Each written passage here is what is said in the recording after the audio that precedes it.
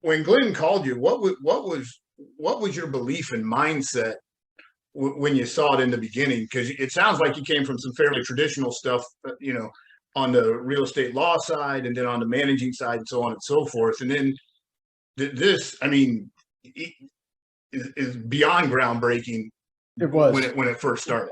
Yeah, so very traditional. You're absolutely right. And I remember in 2012, I think it was, Glenn started making fun of me because I was the last person on the planet to have a BlackBerry, I think he was saying. So I must have been right in front of you.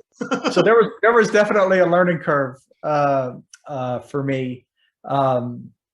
So yeah, but going into it, it was different. But at the same time, I think the fact that I had come from a traditional environment, every day I was spending probably at least 3 hours in the car driving from my home to Boston, downtown Boston, to go to an office that clients weren't going to, just like in real estate, right? They weren't coming to the office then. If we had something to do, if there was a closing or a mediation, we would go off site for that.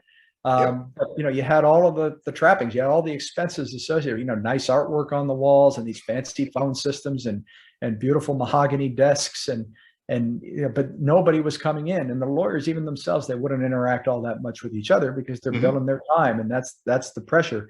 And so coming to eXp, once I understood why it was happening, why we were operating this way, why I was an avatar, right, and what the whole objective was, it made all the sense in the world to me, because I knew that lawyers could bill less time and spend more time with their families if these expenses didn't exist. I knew that clients could pay less per hour if some of these, expenses that were unnecessary didn't exist. Sure. Glenn just took it to the extreme. He said, all of the stuff, right? The furniture, the desks, the photocopier, the leases, the keys, the glass of water, none of it. We don't need any of it. And he literally told his team one Friday, he said, don't come into the office on Monday because we're completely changing the way in which we do work.